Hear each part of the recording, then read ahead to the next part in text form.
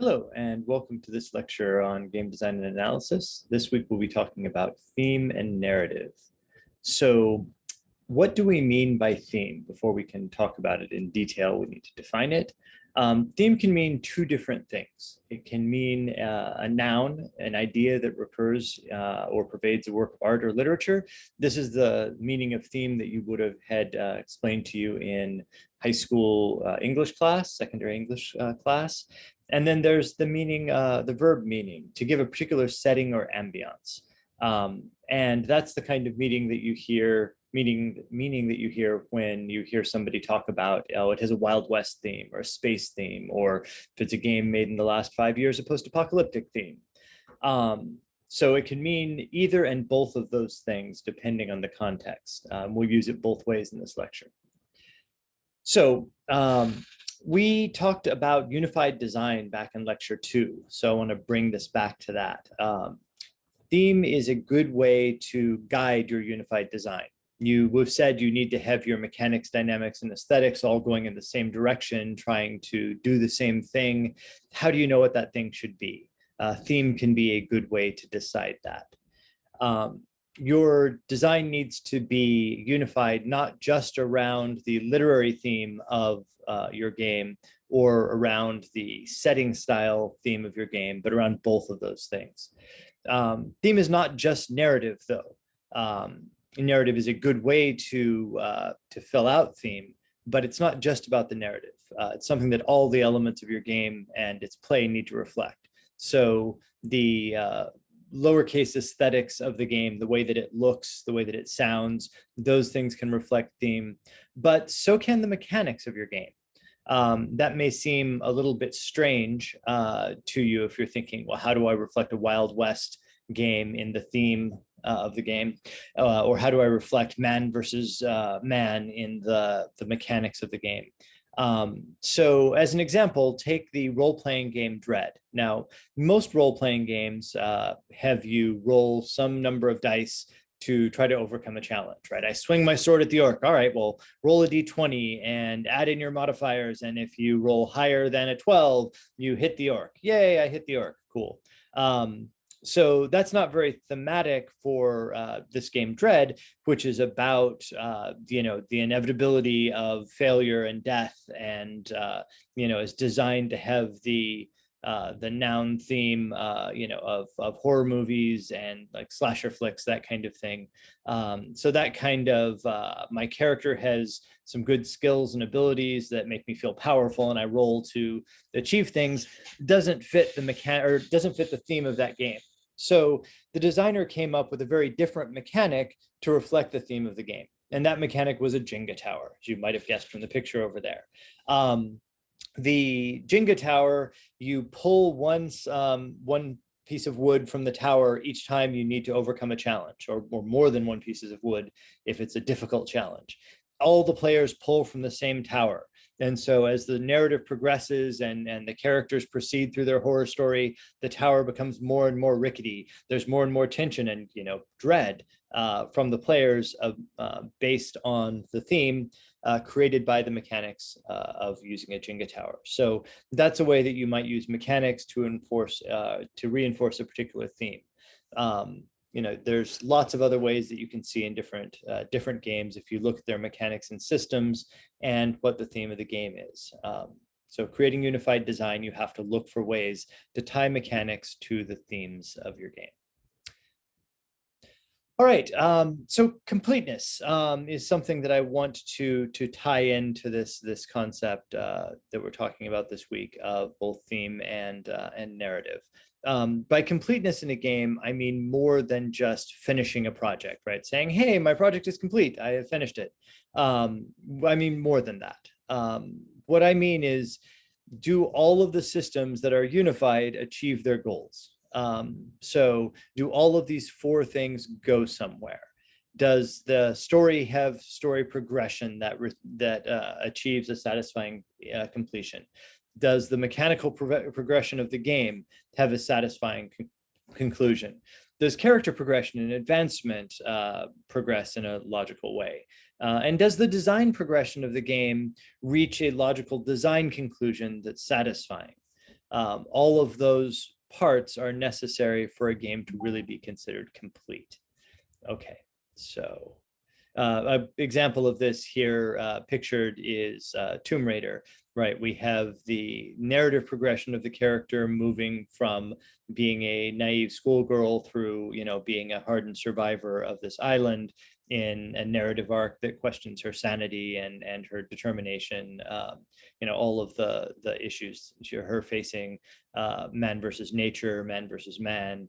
All of the different kinds of theme are iterated there. For all the problems and problematic nature of the Tomb Raider franchise in general, this has a good sense of story progression, a good sense of character progression, the continual adding of mechanics and building up of competence in both the player and the character. Create a good sense of mechanical and design progression in the game. This game feels complete at the end of playing it. Again, there's all kinds of problems with the game, but it does feel like a completed design project. All right, narrative. So is narrative even needed in games? Well, that sort of depends on what kind of game you're talking about. So think about what kind of game you might have narrative in. And how much narrative you need in a game. I do think that all games inherently have some form of narrative, and how much depends on the designers. How much a game needs to be successful depends on the kind of game. So a puzzle game might not need very much narrative, right? You look at the old school Tetris, there's not a whole lot of narrative present. I'm dropping blocks, I'm struggling against the inevitability of the my well filling. I'm trying to achieve success and temporary relief by getting rid of lines. But it's a very minimal narrative, and there's not really a larger story. It's vaguely Russian themed, but you're not going to get much out of it beyond that in terms of deeper meaning. Very light story, very light narrative structure, but it does have a narrative flow, right? I was relaxed at the beginning. At the end, there was a crescendo, and I failed, or it got close to that, and I knocked it back down again. I achieved a high score, or I didn't. But again, very very thin narrative. Action games tend to have a little bit more narrative, but as can be shown by a game like the original Doom, you don't necessarily need to have a lot of deep narratives, character progression in order to support that core gameplay loop of run and gun. Some action games obviously have more narrative progression, and they also tend to complicate themselves mechanically, hand in hand with that. So if you have a game like Last of Us, sure, it's still a shooting game, but it wraps it in a whole lot of other systems that support the kind of narrative that you have. So basic action games, simpler narrative. Adventure games tend to introduce more NPCs, more nuanced tasks that you're trying to complete, more nuanced goals, more narrative. Open world games, different kind of narrative. How do you structure a narrative in a world where you can go anywhere? We'll get to that towards the end of this talk. And then procedural games. What about games where the levels are being rolled up by random? How do you create narrative in that kind of a game? What kind of narrative is necessary for that kind of gameplay to feel meaningful? And then again, it also depends on what kind of narrative you're talking about. There's different types of narrative. Authored narrative, which is to say the designers have an idea of a story and they convey that to the player. The narrative experienced by the player is what the author intended, more or less. Suggested narrative, so that's going to be something where it is created by the author, but it's not communicated directly to the player. This would be something like Dark Souls, where you're, implying things, you're reading lore, you're exploring the world and sort of constructing in a non-linear way what is going on here. You have procedural narrative, where the narrative blocks are designed by the author, but they don't necessarily have meaning in and of themselves. And a procedure which puts them next to each other generates that kind of meaning. So that meaning may be different from different playthroughs of the game based on the algorithm that the designer is using to build the narrative. And then lastly, emergent or player narrative, which is to say that there are events in the game that are inherently, individually, don't have a larger meaning. They might have a contextual meaning, I save the child from the orcs, but there's no larger story involving the child. The child isn't tied to the story of the game world, but the player may, decide, oh, that child must have been from the local village. And, after I've saved that child, I feel like I am now responsible for watching out for that village. Nothing in the overall game tells the player that. The player just creates that story based on their gameplay experience to try to make it make sense. You also have this kind of story in massively multiplayer games where the players are either creating stories for each other or retelling stories of things that happened to them in the context of their gameplay rather than in the context of the world. All right, so where does this narrative come from? What's the source? How do I know what the story of my game should be? And what comes first, right? The chicken and the egg scenario. Like, does the narrative come first, or do the game mechanics come first, or do I have an overall game design? Like, what's the order? And there's no right answer. Depends on your game, depends on where you're starting from. You can design from any of these points, but you do need to pick a point and progress through and possibly iterate multiple times. But let's look at how games might be a little bit different depending on what the source of the narrative is. So if you look at a game like from the previous slide, Last of Us, that was Last of Us 2, but let's go with the first one. You have the overall narrative of the game, which is, a adoptive father and his ward travel across the country seeking personal redemption and redemption for mankind against the zombie apocalypse. Cool. We have a narrative structure there. And then you have from that you can see the structure of the game world and the levels. Let's have a series of essentially linear levels that you can explore within each level, that you'll trigger different cutscene events in a sort of prescribed order as you progress through the game in a pretty linear way, experiencing the story as we intended. And then you have the mechanics of the game. Well, what do we need the player to be able to do for this story to seem meaningful? Well, they need to be able to walk through the world, hide, sprint, climb, shoot things, craft some materials. So we build those mechanics and put them throughout the levels as we instantiate those designs. Now, you could have designed that game in a different order and said, hey, we have the narrative of the father and ward traveling through the game world and so on. And then you could have said, well, what mechanics does that suggest? Father and a child traveling through this world. So, all right, well, they have to be able to travel. So walk around, do that kind of thing, move, like it's a post-apocalyptic world, so they need to survive. All right, so we have shooting. You might say, well, it's a father and daughter. And so maybe that suggests that there should be a ability to tell your child what to do in dangerous situations. So we could have had a set of systems about giving instructions to the child what you want them to do in the fights or in dangerous situations, as a core mechanic of the game. And then we could have proceeded to how do we design levels based on the fact that we have this NPC commanding mechanic that's one of our main principles. Now, you see a little of that in the game, but mostly, those circumstances are pre-scripted. Most of the puzzles in the game are things that you need to individually solve, and the NPC is passive. So that wasn't the way the game was designed, but had you come up with mechanics before level design, you might have arrived there starting from the narrative. Now you can go the opposite direction and say, I have a core mechanic that I really like. So I'm going to make that be jumping. Jumping is awesome. Combat's going to be jumping. Movement's going to be jumping. It'll be great. And then you say, well, what do these levels look like? All right, well, we need lots of things to jump over, lots of things to jump on, lots of things to jump into. Cool. And now we need to have a narrative. All right, so you're an Italian plumber and you're trying to rescue a princess from a snapping turtle. Cool. Now we have a narrative.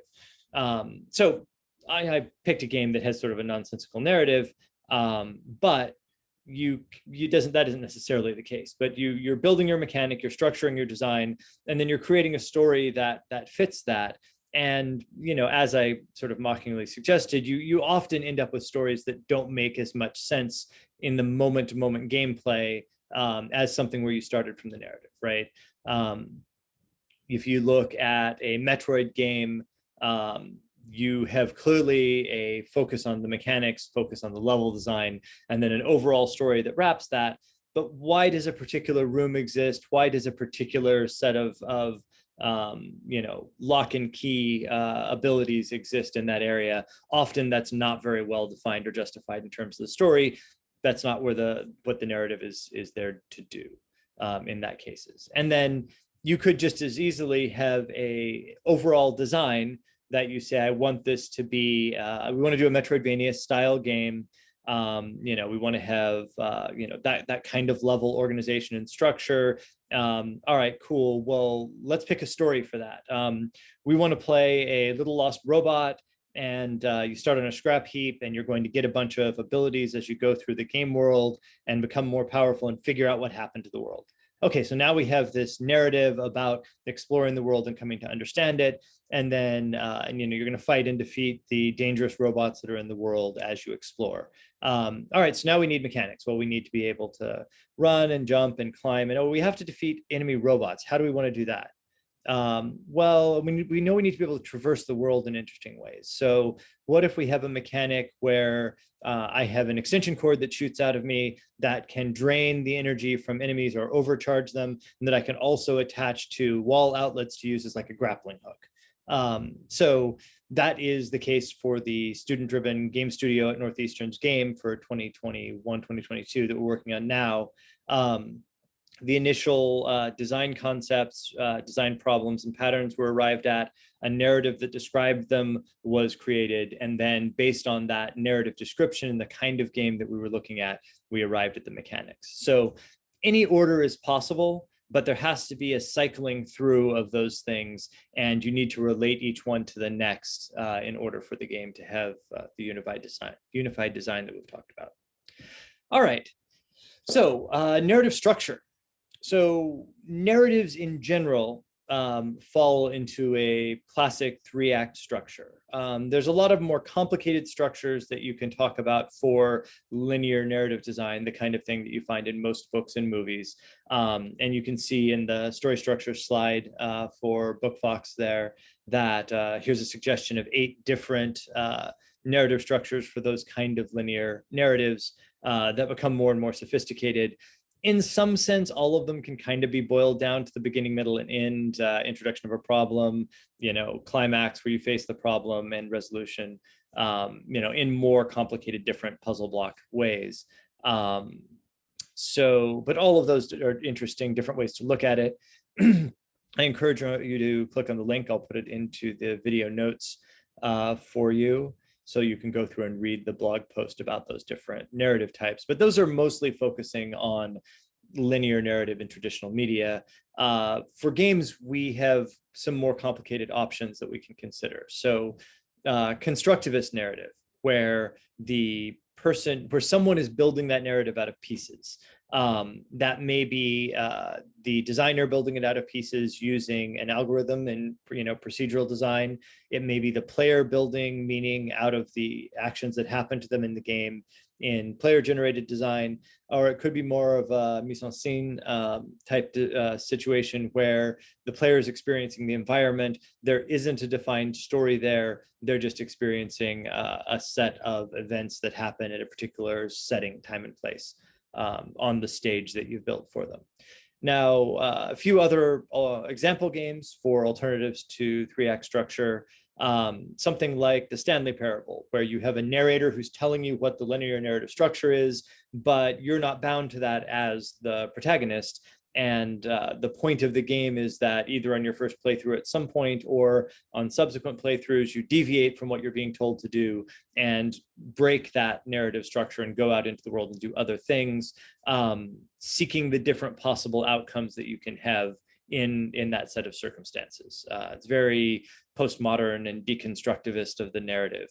You have something a little bit more intentional in Deathloop, where there is a single eventual outcome that's being sought, that is the actual ending of the game, but the player is going to have, instead of a gradual build to climax and then satisfying resolution, is going to be a gradual build to climax and then failure, repeated many times until all of the pieces have been put together and you understand how to actually reach the intended end of the narrative.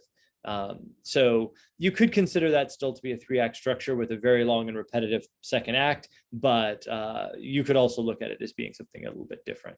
A very similar thing you can find in Every Day the Same Dream, which is just a little web-based side-scrolling adventure game. Heavy material there. So, if you're sensitive, you might want to consider whether you want to play it or not. Themes of depression and suicide and so on. But in that game, you're repeating the same day over and over again, looking for ways that you can break out of that repetitive cycle. So that's the kind of thing that you really mostly only see in a game. Cool. So those are some different, very fast overview of the types of narratives that you could find in games. There are others in different ways you can structure narrative. If you look at Fail Better Games, their game Fall in London, they have a lot of blog posts about very complicated narrative structures that they've explored in that text-based adventure game. Right. Interest curves. So one last thing. With your narrative, you need to make sure that you are keeping the player interested in the game story. Games can be very short or they can be very long. How do you keep a player's attention for the game length that you have and for the kind of game you have? Well, you have mechanical means like creating reward loops, creating difficulty curves, and creating player progression. I said attention there, progression in the game. All of those can help you maintain engagement. And also you can use narrative. But what kind of narrative should you choose? We just talked about all these different kinds of narrative, different ways that you can develop that narrative. How do you decide what kind of narrative you should have in your game? Well, you may want to choose your narrative structure based on the game type and length of game you have, and optimize that towards maximizing your players' engagement. So if you are building a mobile game that's going to be played in little 5-minute chunks, then having 6-minute long cutscenes that explain each piece of gameplay is unlikely to maintain the players' engagement because they're never going to watch all of them, right? That game is going to work better with little to no narrative, or very small narrative chunks that you find through gameplay, or narrative that can be engaged with by the players whenever they decide to, rather than at fixed moments in gameplay. If you have the player sitting down for an MMO, you may want to allow them to experience the gameplay in one way in single player content and in a different way in multiplayer content, where you can't rely on them having the time to process the narrative. So what kind of narrative you use, you need to decide based on the kind of game that you're building. That's something that's going to be different for every game that you look at. You're going to need to consider the game, look at other games that exist and use different kinds of narrative structures, which ones are like your game, and arrive at your own rules and patterns around that on your own. Okay, I hope you enjoyed this brief discussion of narrative and theme in games, and I will see some of you in class.